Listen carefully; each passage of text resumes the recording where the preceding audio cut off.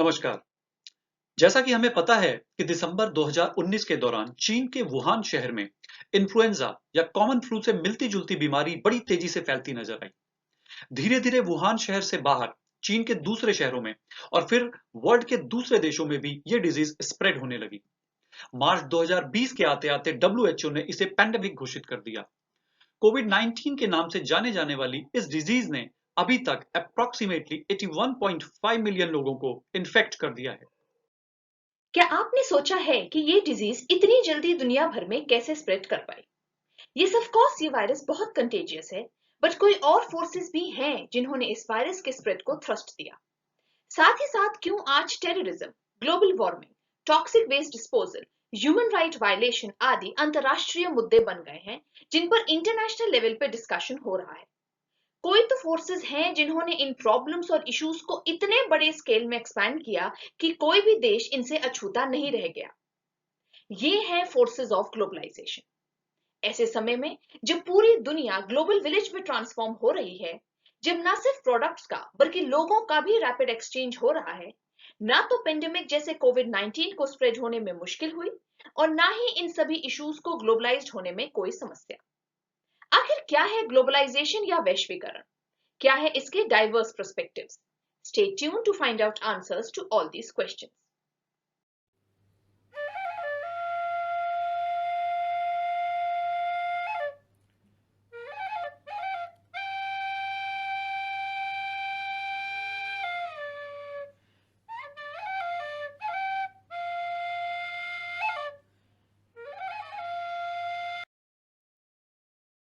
Namaskar.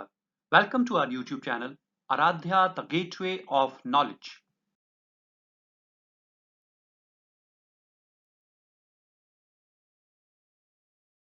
पिछले कुछ decade से ग्लोबलाइजेशन एक कैच फेस की तरह उभरा है।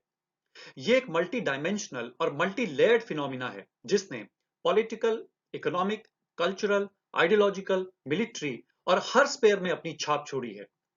In the era of globalization, science, technology, infrastructure, communication system का रैपिड डेवलपमेंट हुआ है। इन्हीं को फोर्सेस ऑफ ग्लोबलाइजेशन भी कहा जा सकता है। इन फोर्सेस ने पूरी दुनिया को एक छत्र के नीचे लाकर खड़ा कर दिया है। कोई भी इंडिविजुअल, इंस्टीट्यूशन, स्टेट या ग्लोबल ऑर्गेनाइजेशन इस प्रोसेस से अछूता नहीं रह सकता। ग्लोबलाइजेशन एक कॉम्प्लेक्स फिनोमिना है। ये मल्टी डायमेंशनल होने के साथ साथ लगातार चलने वाला एक प्रोसेस भी है। इसलिए जहां एक ओर इसको कुछ सेंटेंसेस में डिफाइन किया जा सकना बहुत मुश्किल है, वहीं दूसरी ओर इसका मेजरमेंट कर पाना भी बहुत मुश्किल है। अलग अलग थिंकर्स और एकेडमिशियंस ने अपने अपने व्यूज के द्वारा ग्लोबलाइजेशन को डिफाइन करने की कोशिश की है। ग्लोबलाइजेशन की मीनिंग को समझने के लिए इन डिफरेंट पर्सपेक्टिव्स को एक जगह रखकर समझना होगा। आइए इन डिफरेंट पर्सपेक्टिव्स को एक जगह रखकर समझते हैं कि व्हाट इज ग्लोबलाइजेशन। ग्लोबलाइजेशन को समझने का सबसे पहला पर्सपेक्टिव है globalization as narrowing of time and space. Globalization ने टाइम एंड स्पेस को संकुचित कर दिया है। आइए इसको समझने के लिए 40-50 साल पीछे चलते हैं, जिस सूचना और समाचार का मुख्य सोर्स न्यूज़पेपर और रेडियो होते थे, और बाद में दूरदर्शन। टीवी भी बहुत कम लोगों के पास था, मोबाइल तो भूल ही जाइए। लोग चौराहों और नुक्कड़ों में घंटों बैठकर न्यूज़पेपर या रेडियो के प्रसारण का वेट करते थे। कब रेडियो का प्रसारण शुरू होगा और कब उन्हें देश विदेश की खबरें मिलेंगी। इसी तरह परिवार या दोस्तों की खबर लेने का मुख्य सोर्स होता था चिट्ठी या टेलीग्राम, जिनके माध्यम से सूचना भी बड़ी देर में मिलती थी। 90 के दशक आते आते दुनिया की बहुत सारी कंट्रीज ने अपनी टेरिटोरियल बाउंड्री और इकोनॉमी को दूसरे देशों के लिए खोल दिया। लिबरलाइजेशन या उदारवाद ने टेक्नोलॉजी का रैपिड एक्सचेंज किया। न्यू टेक्नोलॉजीज ने टाइम एंड स्पेस को किस तरह कॉम्प्रेस किया, आइए समझते हैं एक एग्जाम्पल से। 11 सितंबर 2001 सुबह 8:45 न्यूयॉर्क के वर्ल्ड ट्रेड सेंटर में टेररिस्ट अटैक हुआ। उसी समय ये इंफॉर्मेशन यूएसए से हजारों किलोमीटर दूर दुनिया के सभी कोनों में आग की तरह फैल गई। यूएसए के बाहर लोगों ने वर्ल्ड ट्रेड सेंटर को डिस्ट्रॉय होते लाइव देखा। ये हुआ पॉसिबल ग्लोबलाइजेशन की वजह से। Just by a click off button दुनिया के किसी भी कोने में होने वाले इवेंट की इंफॉर्मेशन हमें इंस्टेंट मिल सकती है। रियल टाइम में नेशनल बाउंड्रीज के बियॉन्ड इस तरह इंफॉर्मेशन का डिसेमिनेशन होना ग्लोबलाइजेशन कहलाता है। इसी के साथ साथ ग्लोबलाइजेशन के एरा में ज्योग्राफिकल डिस्टेंसेस भी कम होती जा रही हैं। एक समय था जब एक जगह से दूसरी जगह जाने के लिए लोग दिनों और महीनों का सफर पैदल, बैलगाड़ी, घोड़ा गाड़ी या कोयले की ट्रेन से किया करते थे। यहां तक कि तीर्थ यात्राओं में जाने वाले लोग घर से निकलते समय परिवार को इस प्रकार के मोड ऑफ ट्रांसपोर्टेशन के कारण यह तक कहकर जाते थे कि न जाने कब तक लौटना हो पाएगा। पर आज हजारों किलोमीटर का सफर सिर्फ कुछ घंटों में तय किया जा सकता है। फॉर एग्जाम्पल, भारत और यूएसए के बीच 13,576.2 किलोमीटर के डिस्टेंस को सिर्फ 15 से 16 घंटों में तय किया जा सकता है। इसका मतलब ग्लोबलाइजेशन के एरा में ज्योग्राफिकल डिस्टेंस और टाइम दोनों कम होते जा रहे हैं। वर्ल्ड श्रिंक हो रहा है, कंप्रेस हो रहा है, और इसी को दूसरे शब्दों में compression of time and space भी कहा जाता है। The second perspective of understanding globalization is globalization as global flow of goods, products, services, technology, ideas, etc. We can understand this into different segments. Let's first of all talk about globalization as global flow of goods and products. Globalization के इस पहलू को समझने के लिए आइए दोबारा चलते हैं 40-50 साल पीछे भारत में। उस समय फोर व्हीलर्स के क्षेत्र में बहुत ही सिलेक्टिव ऑप्शंस होते थे, जैसे मारुति, फिएट, एम्बेसडर आदि। इसी तरह टू व्हीलर्स के एरिया में भी बहुत सिलेक्टिव ब्रांड्स अवेलेबल थे, जैसे बजाज, राजदूत, बुलेट एक्सेट्रा। साथ ही साथ ये ब्रांड्स बहुत ही लिमिटेड लोगों के पास होते थे। आज दुनिया में ऐसा कोई ब्रांड नहीं है जो भारत में अवेलेबल ना हो। BMW, Audi, Mercedes Benz, Ferrari आदि सभी फॉरेन ब्रांड्स इंडियन कस्टमर्स की जरूरतों को पूरा कर रहे हैं। इसी तरह इंडियन ब्रांड्स जैसे फैब इंडिया, खादी के स्टोर्स दुनिया भर में अवेलेबल है। एक और एग्जाम्पल लेते हैं। लॉरियल कंपनी फ्रांस में है, गुची और वर्साची इटली के ब्रांड है, राडो स्विट्जरलैंड की कंपनी है। लेकिन मल्टी ब्रांड मॉल्स होने की वजह से आज ये सभी ब्रांड्स दुनिया के सभी देशों में अवेलेबल है। इसी को global flow of goods and products कहते हैं।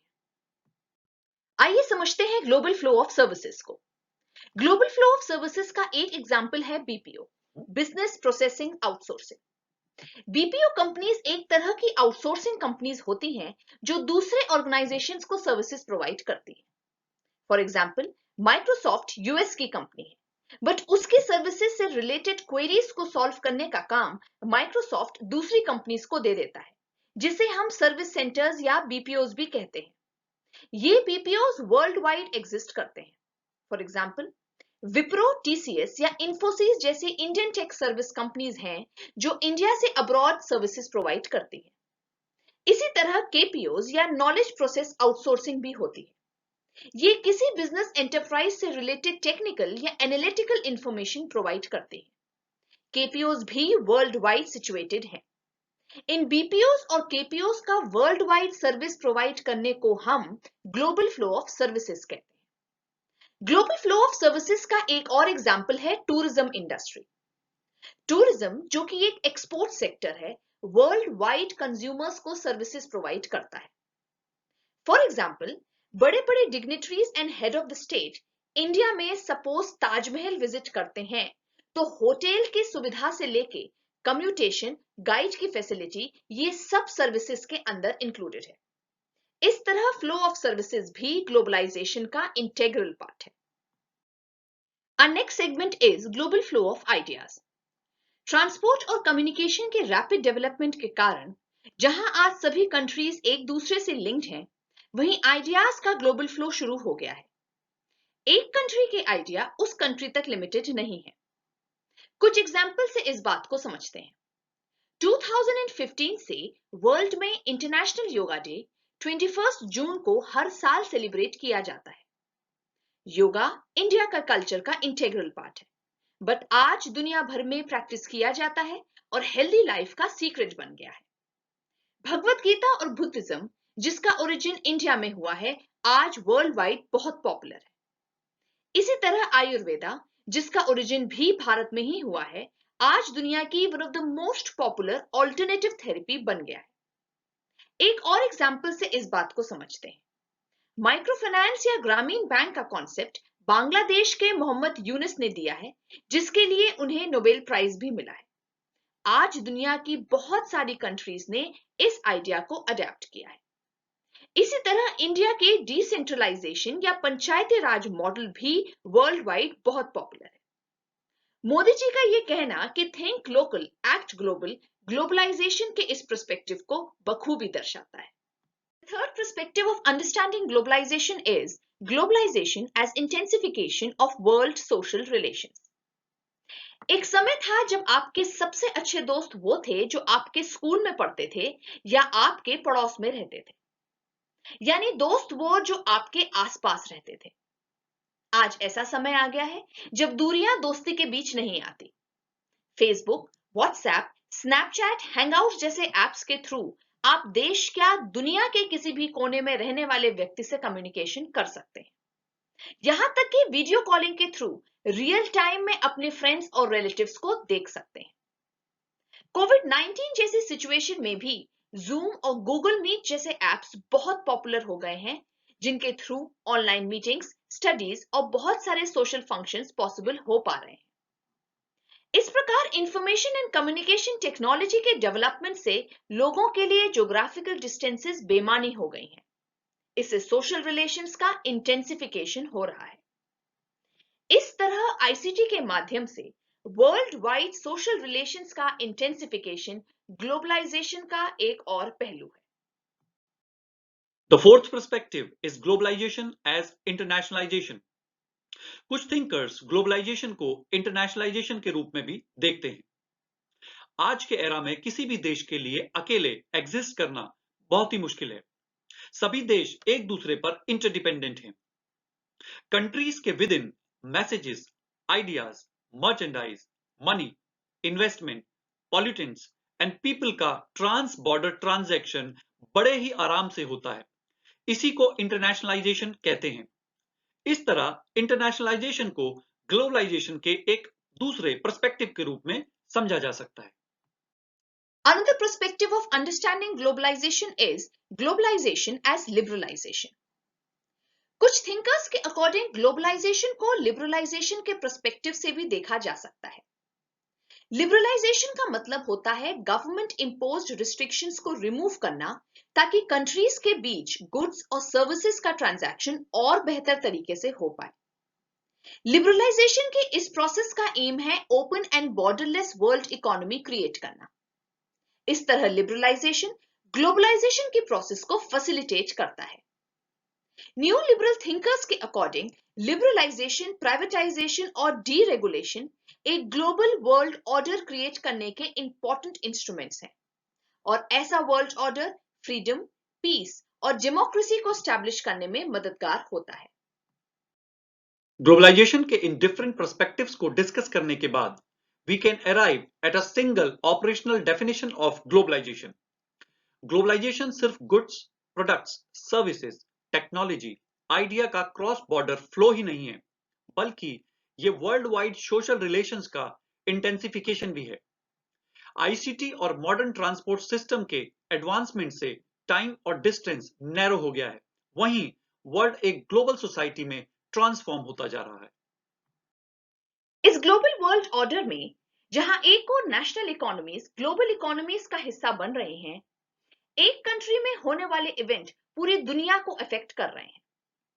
सबप्राइम क्राइसिस यूएस में ओरिजिनेट हुई, बट उसके रिपरकशंस लगभग पूरी दुनिया में देखे गए। पुलवामा अटैक इंडिया में हुआ, लेकिन उसको वर्ल्ड वाइड कंडेम किया गया।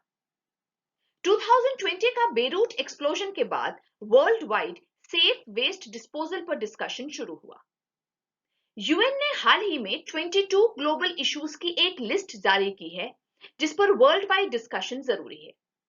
These are in lines with Sustainable Development Goals, which includes 17 goals to be achieved by countries by 2030.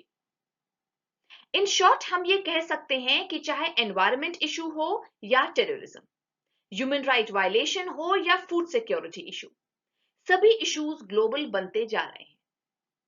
ऐसे ग्लोबल वर्ल्ड ऑर्डर में स्टेट्स या राज्यों की पोजीशन क्या है, ये एक ओपन एंडेड डिबेट है। देखते हैं आने वाले समय में ग्लोबलाइजेशन का ये फिनोमेना हमें किस दिशा में ले जाता है। Thanks for watching our video. If you want us to keep making such informative videos, please like, share and subscribe our channel. Aradhya, the gateway of knowledge. Till then, goodbye, take care and stay safe.